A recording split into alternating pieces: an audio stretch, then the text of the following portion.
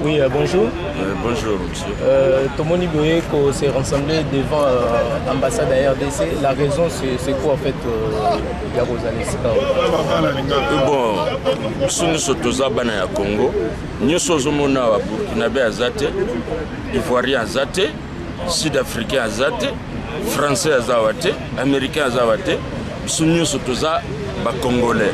Nous tous à revendiquer, nous avons un combat moko, nous sommes tous à tolingi to récupérer mboka na biso oyo ezalaki pris en otage na bapaya nini naza ko dénoncer clairement ba Rwandais na dlaxi bango musapi ko batika mboka wana totikaki bango ti tokende na élection to ko remarquer que balingi basala hold up électoral na kati ya République démocratique du Congo et le biso to boyi yango. Maintenant concernant les élections partielles, résultats partiels, que dites-vous par rapport à résultats où ils sont provisoires? Bon, résultat provisoire biso wana africain en Afrique, baza sans vergogne, baza toujours l'habitude, la mauvaise habitude, il y a que élection. Tout d'abord, balingi bazana un peuple moral et un peuple nandengi ya mabe. Pour nous banda que déjà, babandi ko publier ba élection nino ba résultat partiel et élection. Basali dépouillement il y a 15% ce qui y a ba bulletin de vote. Bon, or avoir très bien ndenge ba élection se déroule qui to monaki bien batu nyoso na ba makamu nyoso salamangi na Kisasa muto voté Kabila zate donc une petite partie voté Kabila on a le moins donc moins d'1% il y a République démocratique du Congo ba voté Kabila on le ba komi ko yebisa biso que voilà et azo ba accrédité na au moins 5 ans, ceux qui 51%, il y a pas voir. Moi, je ne suis pas d'accord. Nous vous remercions. Merci beaucoup. Merci. Dégage.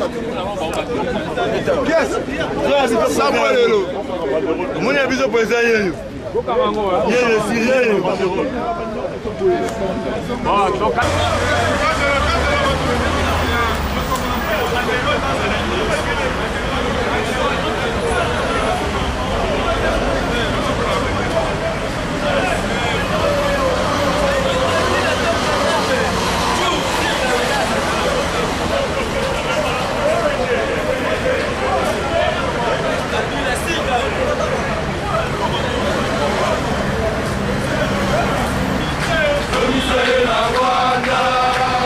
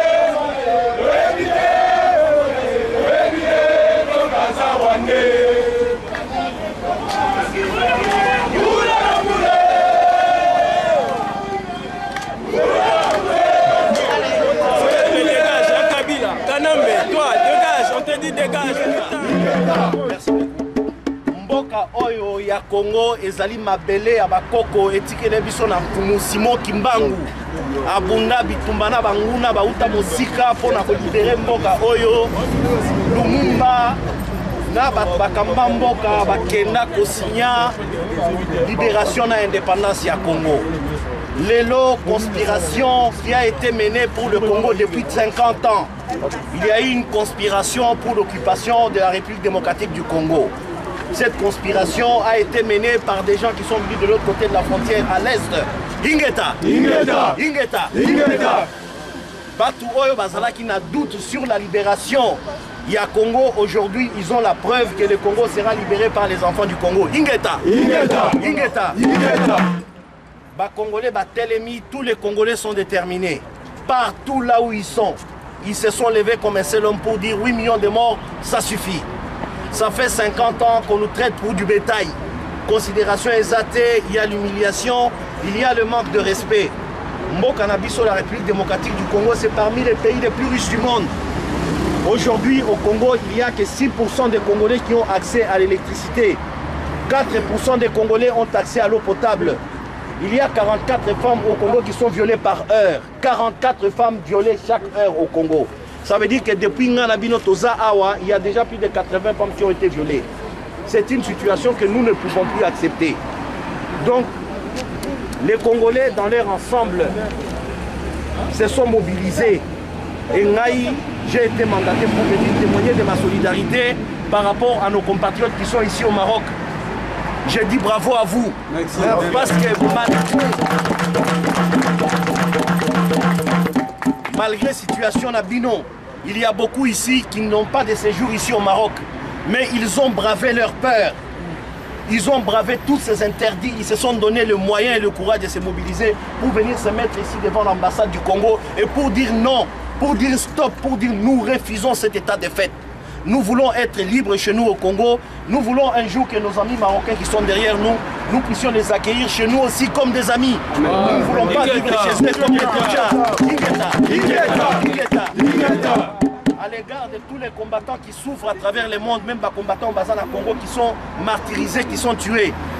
J'informe mes compatriotes que depuis l'élection présidentielle au Congo, au jour d'aujourd'hui, il y a eu 25 morts pour une élection. 25 morts, ça suffit, c'est beaucoup. Tous les jours, il y a des gens qui se font tuer, il y a des gens qui se font rafler, il y a des prisonniers d'opinion, il y a des gens qui croupissent dans les prisons. J'ai une pensée aujourd'hui pour le pasteur Coutinho. J'ai une pensée pour mon compatriote Gabriel Mokia. J'ai une pensée aujourd'hui pour mon compatriote Rex Kazadi, qui croupit dans une prison française parce qu'il a osé dire non à la dictature. Et la France se rend complice de l'arrestation de M. Rex Kazadi par le simple fait que la France le mettait en prison alors que le dossier est vide. Nous voulons tous ici, en tant que compatriotes et en tant que Congolais, dire non à cet état de fait.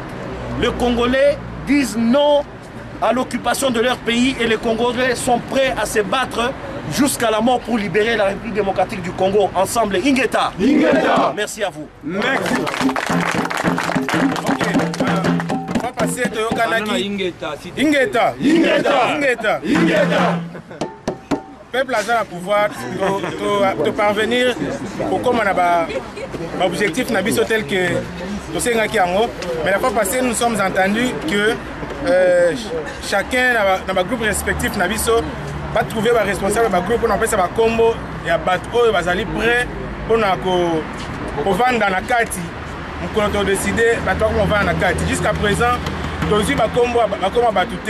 C'est bien toujours il y a toujours vendre dans les bandes, mais tu décides qu'à un certain moment il faut un contrôle il y a nuance. Et là on a aussi ezali ceux qui nous collent comme que tu as na carte. Il connaît ces na carte à ezali patrimoine na biso za pour na peuple ingeta eza pour na peuple ata koti na kati mutu moko te ameka ko toucher ata eloko esprit ya piège to tika ngo libanda wana eza esprit ya kala ingeta donc biloko eza na kati eza ya biso lelo na ba papier na ba lettre ba correspondance nyonso soki yé personne n'a droit à toucher à ça tous ala un peu contrôlé jusqu'à présent nous avons montré un esprit collectif un esprit de discipline. Nous avons félicité biso tozo kende kitoko. Donc, ce qui est côté na carte, ce qui est dans le lobby, ce qui est dans le côté na carte, qu'on touche absolument à rien. Parce que le gouvernement n'a biso tant que il y aura des gens qui vont travailler où nous allons utiliser les mêmes correspondances, les mêmes cachets, les mêmes papiers. Donc, on ne touche absolument à rien. Même la voiture, ce que pour le moment, on a décidé de tirer la côté.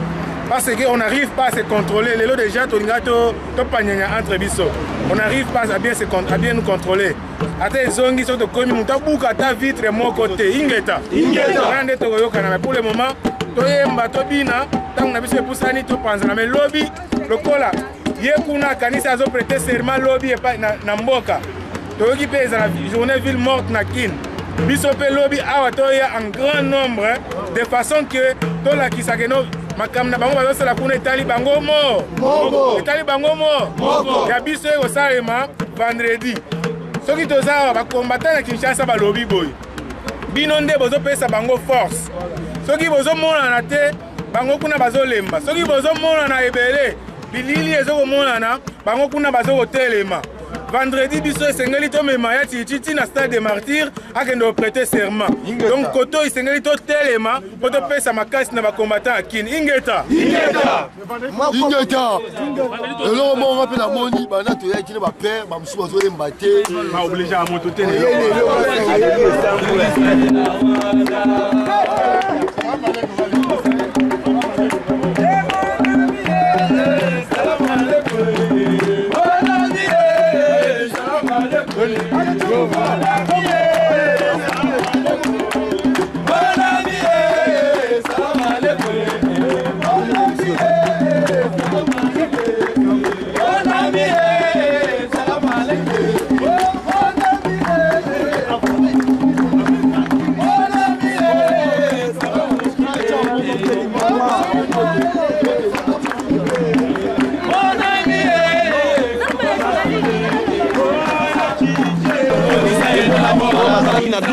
Bamoni Moussala, yango ezo salama.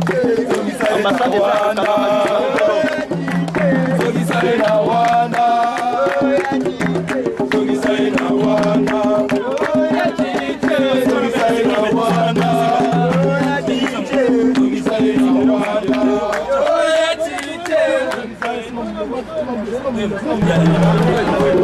Oui, toujours continuer toujours dans l'image.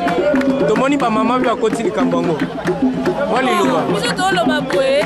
Parce que les jeune fille ko ba hashi na biso. Et ça be to lingite. La place tombe na biso a Rwanda.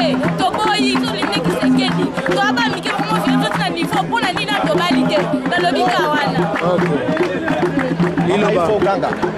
Il faut ganga. Pesa ya aloba. Loba elo kozanga ngo ezo elo na mutu loba. Loba bazo violer bandeko tout ça. C'est parce que bandeko biso balaki bazo violer ça peut pas. Pourtant ndenge moi mukina za ana mari ça peut pas. Mais boss na biso koza ana mari. Nous sommes ici au Maroc, Jean-Pierre Ilunga, le porte-parole du PPK. Toujours na Pessimbote na bakombattant surtout à Paris. Maman Louise Kadhafi. Là, ma compatriote, nous tous, Sali Martin, tous les combattants et toutes les figures qui mènent la lutte pour les combattants. L'ambassade de la République démocratique du Congo est fermée au Maroc jusqu'à nouvel ordre. Les Congolais ont réussi à faire fermer cette ambassade-là qui est occupée par des collabos, des gens qui sont des mèches avec le pouvoir et qui manipulent et qui font tuer les Congolais qui sont complices. Voilà les résultats. Tous ceux qui avaient des doutes sur la réalité du combat des combattants, je pense qu'ils ont la preuve vivante que l'ambassade a été fermée jusqu'à nouvel ordre. Et voilà la preuve. Voilà la preuve. Nous remercions le gouvernement marocain d'avoir été solidaire avec nous. Le gouvernement marocain compatit Sa Majesté le Roi, nous lui rendons hommage parce qu'il a compati à la souffrance des Congolais. Il a ordonné au service d'ordre marocain de venir encadrer le mouvement des combattants pour pas qu'il y ait des casses. Voilà, nous nous comportons comme des gens civilisés. Cette ambassade restera fermée tant que les génocidaires resteront au pouvoir, tant que les dictateurs, Hippolyte Kanambe, avec ses acolytes, les Évariste Bochab, Lambert Mende Omalanga et tous les autres dont j'ai omis les noms ici. Voilà, nous disons à tous les Congolais que Batouana, Bazali complice à pouvoir et à Kabila qui contribue à l'assassinat des Congolais. Batouana, ils seront frappés d'une main de fer. Le Congo sera libéré et le Congo sera libre. Batouana, nous leur disons que les Congolais ne sont pas amnésiques. Baye Bateke Tobo Sanité, Maë les Osala. Natango Mobutu, Baboma Mboka, Baïba, Bakima, Congolais à Bossana, les Congolais à Bossana, Moutounion surtout. On a une responsabilité dans la situation actuelle du Congo. Quand le Congo sera libéré, ces gens-là, ils seront traduits en justice et ils seront frappés d'une main de fer. Les Congolais n'oublieront jamais ce qui leur est arrivé. 8 millions de morts, ça suffit. 8 millions de morts, il y en a marre. Voilà pourquoi les BPK, à la personne de M. Jean-Pierre Ilunga, que je suis, le remplaçant ou le substitut de M. Rex Kazadi en attendant sa libération, j'espère que je ne ferai pas aussi mieux que lui. Je me suis déplacé pour venir marquer et manifester notre solidarité à l'égard des combattants du Maroc. Donc nous lançons un message aujourd'hui. Ceux qui pensent qu'ils ont confisqué le pouvoir, qui ont organisé ce passage en force, ils vont échouer et ils ont échoué. Parce que les Congolais ont compris. Les Congolais ont compris et ils sont tous debout ils sont déterminés à mettre hors d'état de nuire. Bakonyo surtout qui sont les fossoyeurs des libertés publiques, qui sont les fossoyeurs des droits humains. Congolais, ils se sont levés pour dire non. Et ça sera non jusqu'au bout. Voilà. Et ma solidarité aujourd'hui est avec Rex Kazadi, avec les combats qu'il mène, qu'ils sachent que les Congolais ne l'ont pas oublié partout où ils sont, ils pensent à lui, ils soutiennent lui et sa famille. Ingeta. Ingeta. Ingeta. Ingeta. Merci beaucoup.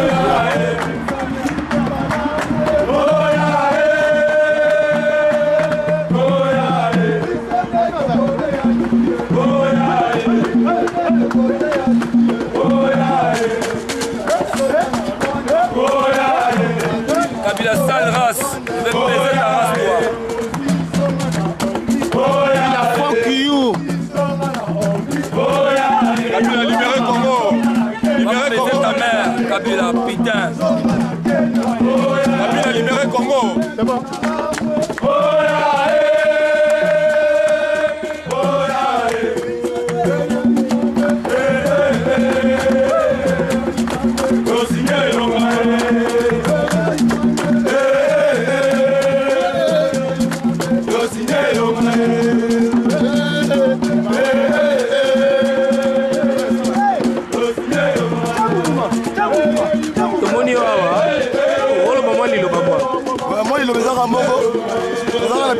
Président auto-voté déjà. Donc, il y a la dire quoi. Ils sont pas le Congo. Congolais ici, c'est l'histoire